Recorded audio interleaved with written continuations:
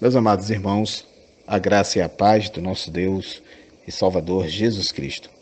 Aqui quem vos fala é o pastor Reinaldo Ribeiro, seu amigo e servo, e temos hoje em nossa pauta mais um tema de extrema relevância, de extremo significado e que tem impacto direto na qualidade da obra que nós oferecemos para o nosso Deus. Ministério pastoral e escolaridade. É correto ordenar um analfabeto ao ministério pastoral? Os 12 apóstolos eram analfabetos?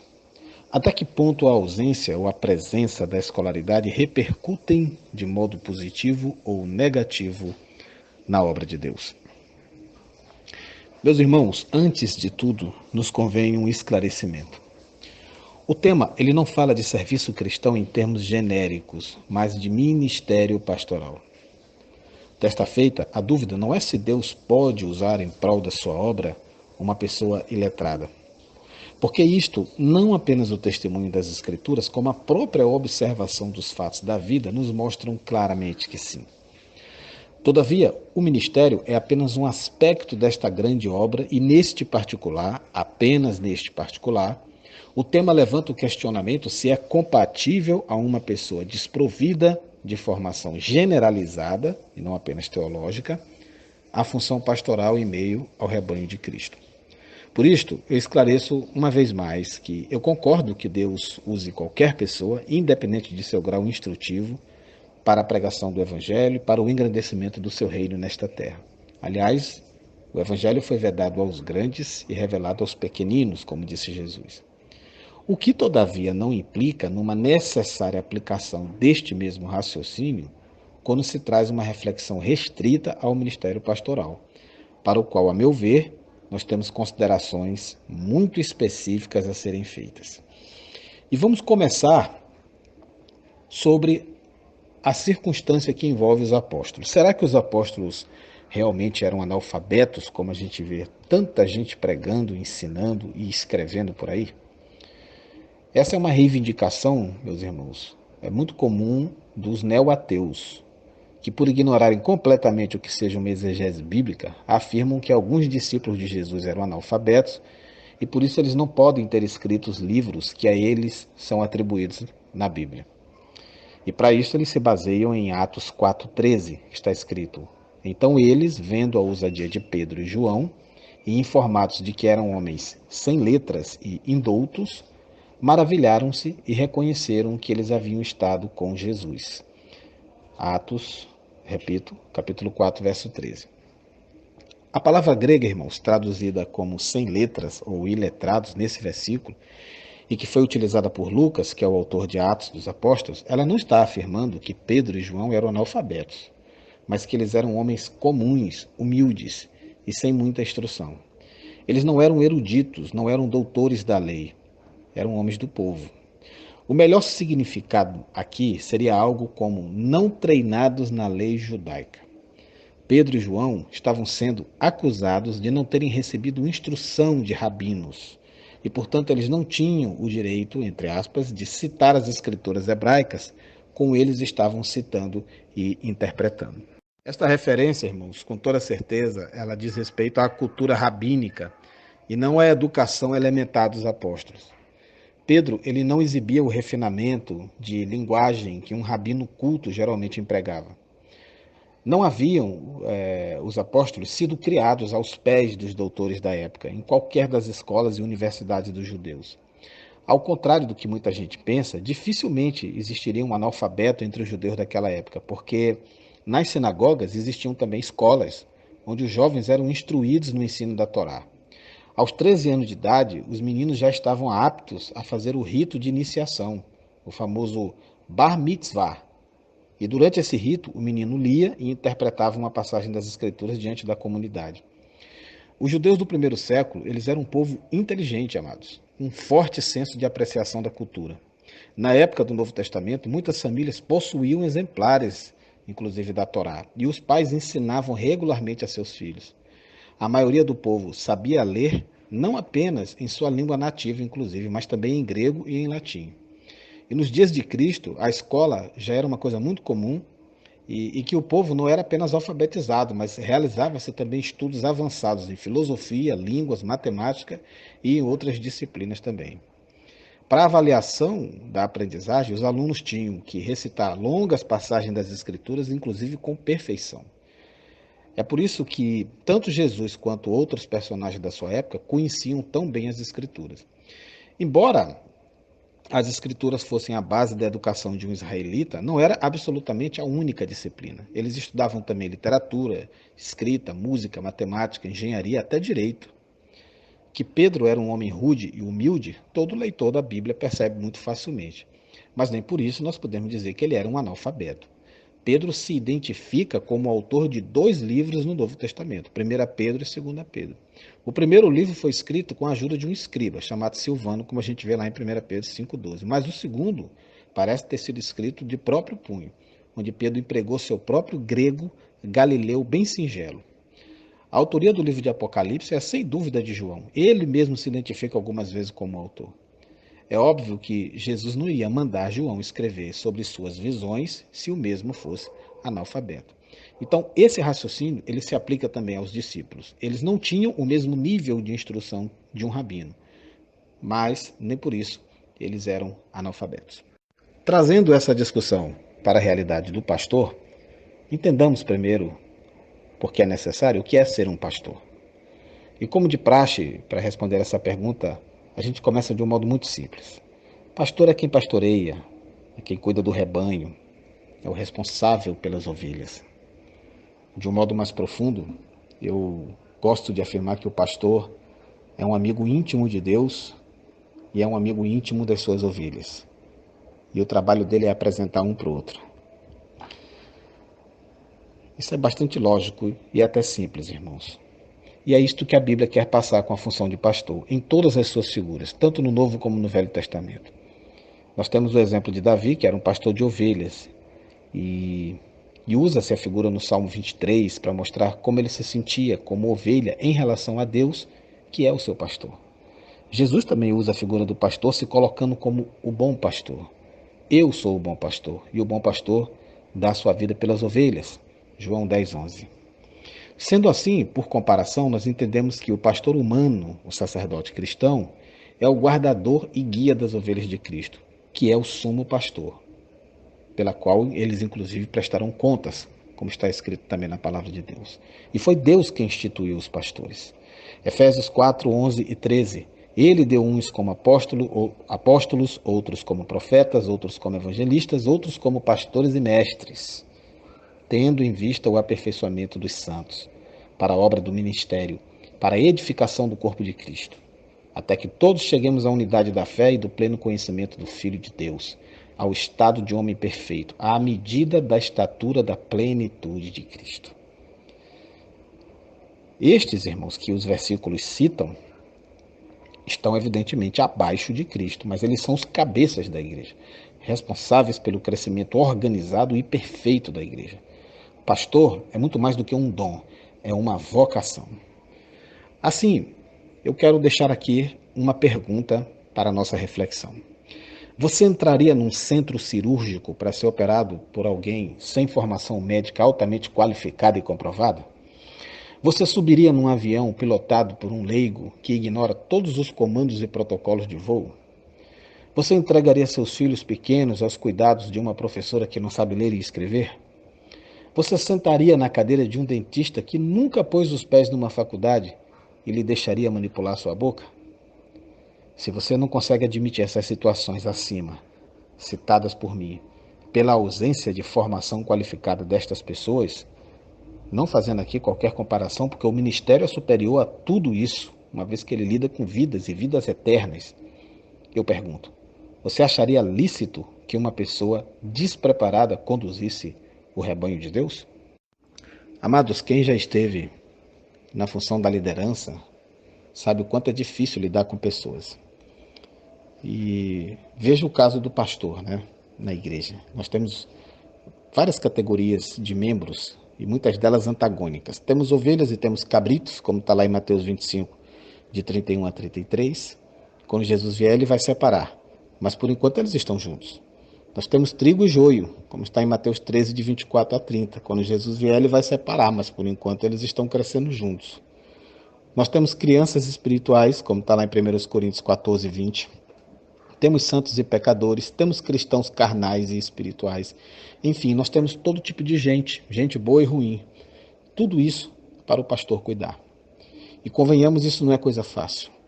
Então, para conseguir administrar toda essa arca de Noé, o pastor tem que ter muito amor, muita paciência, muito discernimento, mas tem que ter também muito preparo, muito conhecimento, muita cultura bíblica, muita bagagem teológica e muita instrução, que somados a todos esses aspectos anteriores, o tornem capacitado para lidar e administrar essas dificuldades todas.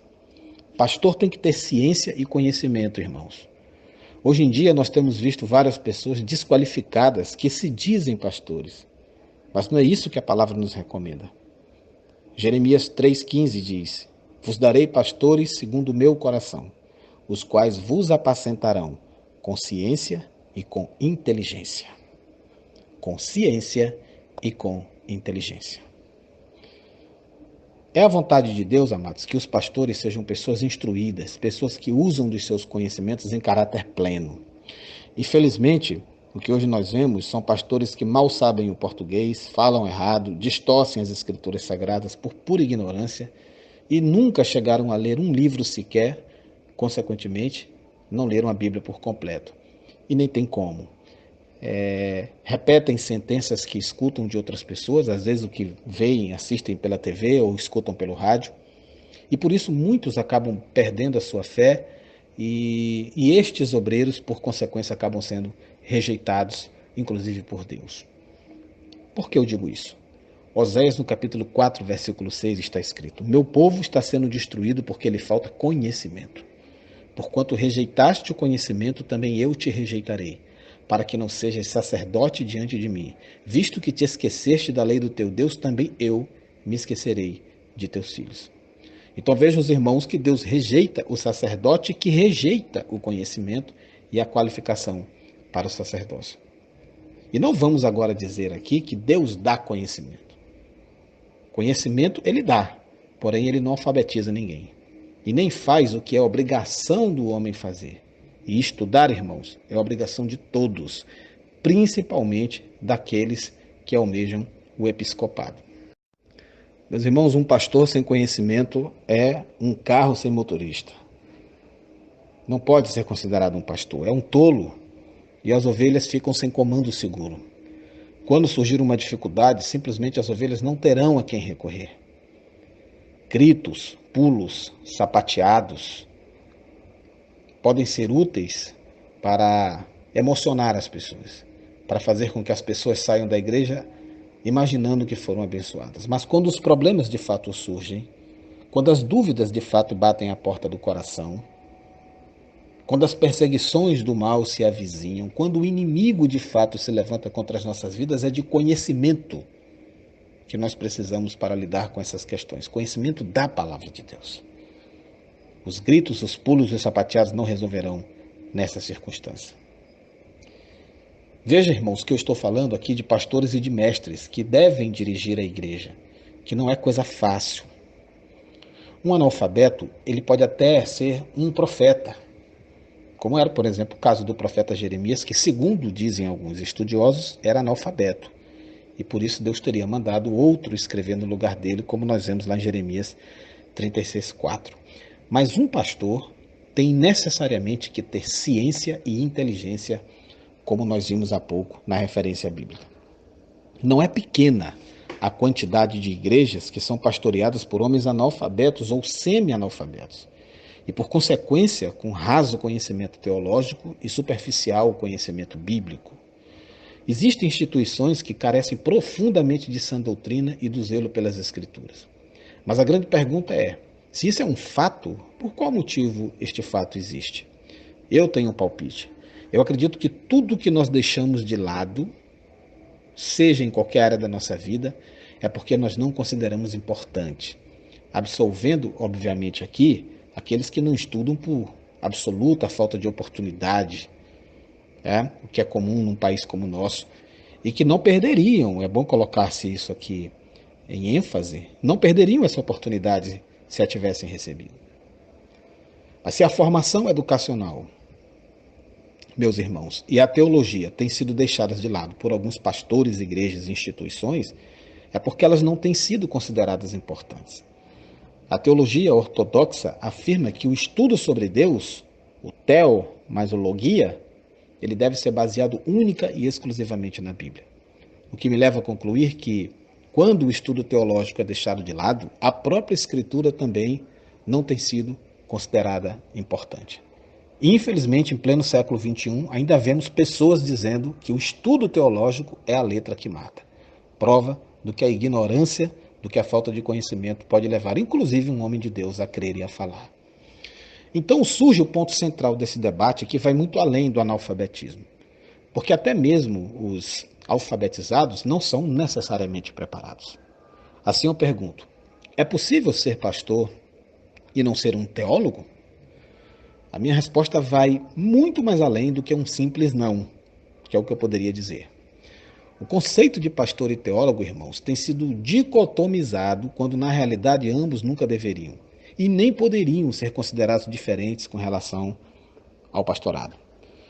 Efésios 4, 11 até o 14, como nós já lemos, e gostaria de repetir com os irmãos, deixa isso muito claro. Ele designou alguns para apóstolos, outros para profetas, outros para evangelistas, outros para pastores e mestres. Os amados notem que no versículo 11, as expressões pastores e mestres estão ligadas. No grego, elas são apontadas por um mesmo artigo. Alguns para apóstolos, outros para profetas, outros para evangelistas e, por fim, outros para pastores e mestres. Impressionante isso. Essas últimas expressões, que formam o mesmo grupo e não dois, caracterizam os dons espirituais de homens que têm a responsabilidade de cuidar e de guiar o rebanho. Sim, são os pastores. Mas o que quer dizer mestres? Em outras versões, nós encontramos a palavra doutores no lugar de mestres. Essas palavras, irmãos, querem dizer a mesma coisa: pessoas que detêm elevado conhecimento. E se nós estamos falando de mestres da igreja, que tipo de conhecimento seria, senão o do Filho de Deus, o próprio Cristo, revelado na Escritura? E eu completo. Como é possível obter este conhecimento sendo um analfabeto? Irmãos, o próprio texto deixa claro para quais finalidades Deus designou essas pessoas.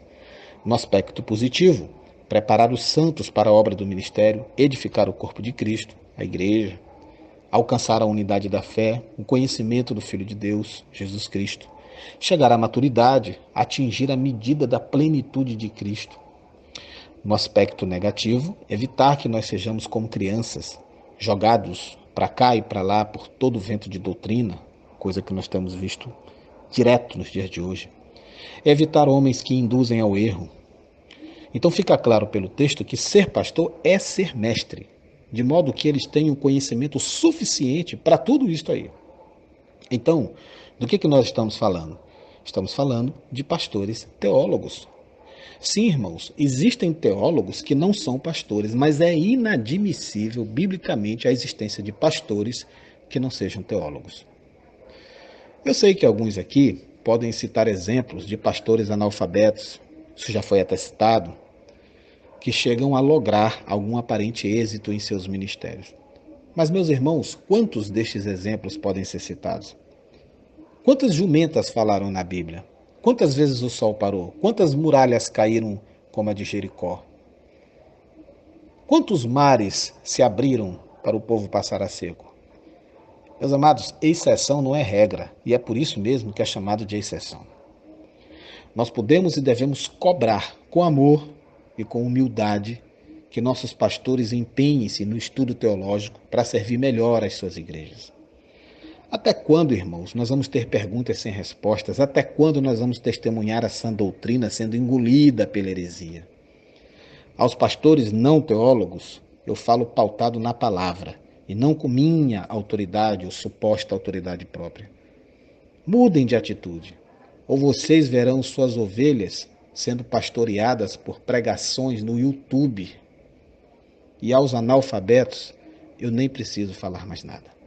que o Espírito Santo confirme e dê continuidade para gerar pleno convencimento em nossos corações acerca desse importante tema. Um grande abraço, que o Senhor nos abençoe, em nome de Jesus.